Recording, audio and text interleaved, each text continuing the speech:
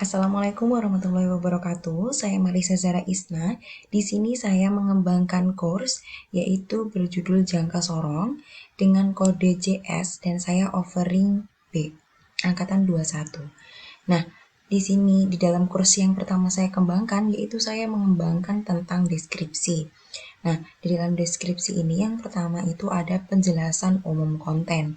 Nah, di dalam penjelasan umum konten saya ini saya menjelaskan tentang penjabaran umum jangka sorong. Seperti misalkan jangka sorong itu dia asalnya dari bahasa Belanda, Swiftmet, dan bahasa Inggrisnya vernier capillaire, yang merupakan alat ukur yang ketelitiannya dapat mencapai 100 mm.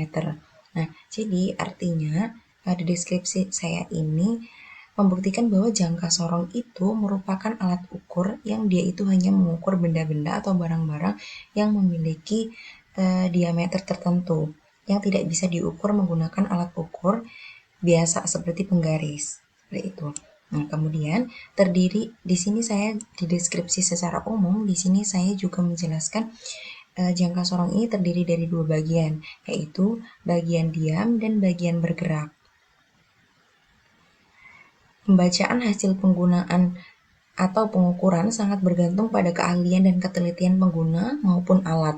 Nah, jadi di deskripsi ini maksud saya ketika kita akan menggunakan jangka sorong, kita harus mempunyai keahlian sebelum menggunakan jangka sorong.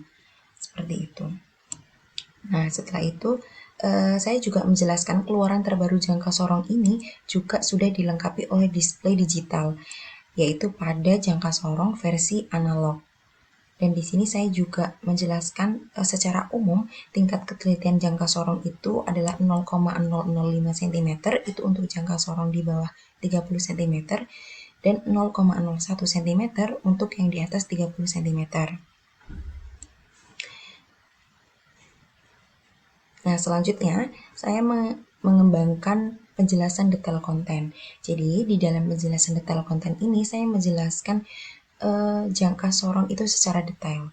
Yang pertama, di sini saya menjelaskan skala-skala jangka sorong secara detail, yaitu dari skala terkecil saya jelaskan yaitu 0,1 mm yang artinya nilai antara dua gores yang berdekatan adalah 0,01 mm. Nah, kemudian di bawahnya ini juga saya menjelaskan ketelitian-ketelitian atau pengukuran jangka sorong itu secara detail menggunakan variabel-variabel agar terlihat lebih detail dan pembaca atau peserta didik yang membaca penjelasan detail konten itu mengerti. Nah, kemudian yang saya kembangkan berikutnya adalah konten pembelajaran. Nah, pembelajaran jangka sorong ini memiliki alur pembelajaran. Secara umum, proses tersebut itu terdiri dari yang pertama, saya membahas tentang pengertian jangka sorong. Nah, jadi di dalam pengertian jangka sorong ini saya menjelaskan apa sih itu pengertian jangka sorong.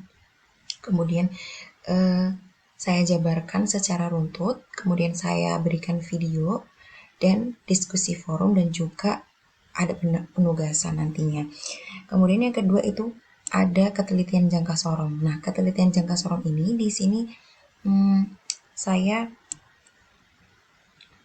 membahas tentang pengukuran-pengukuran atau ketelitian jangka sorong. Dan di sini juga dibahas bagaimana cara memakai jangka sorong. Kemudian yang materi selanjutnya yaitu fungsi jangka sorong. Nah, fungsi jangka sorong itu saya di sini menjelaskan apa aja sih fungsi-fungsi jangka sorong. Fungsi jangka sorong itu bisa untuk mengukur barang-barang apa saja, seperti itu. Kemudian yang terakhir itu ada jenis-jenis jangka sorong. Nah, di dalam jenis-jenis jangka sorong ini saya juga memberikan runtutan materi tentang jenis-jenis jangka sorong itu apa aja, seperti jangka sorong analog, jangka sorong ketinggian, ataupun jangka sorong biasa beserta penjelasannya dan fungsinya secara runtut. Nah, alur tersebut merupakan kegiatan terpadu dalam rangka mempelajari jangka sorong. Nah, kemudian capaian pembelajarannya yang pertama adalah siswa mampu menganalisis definisi tujuan, metode, dan jenis jangka sorong secara benar. Yang kedua, siswa mampu menganalisis ketelitian pengukuran jangka sorong. Yang ketiga, siswa mampu menyebutkan fungsi jangka sorong sesuai jenisnya. Dan yang terakhir itu, siswa mampu mempraktikkan pengukuran secara detail dengan penugasan nantinya. Nah, setelah itu saya cantumkan juga daftar pustaka seperti ini. Nah, sekian penjelasan konten 1 dari saya, kurang lebihnya mohon maaf. Terima kasih. Wassalamualaikum warahmatullahi wabarakatuh.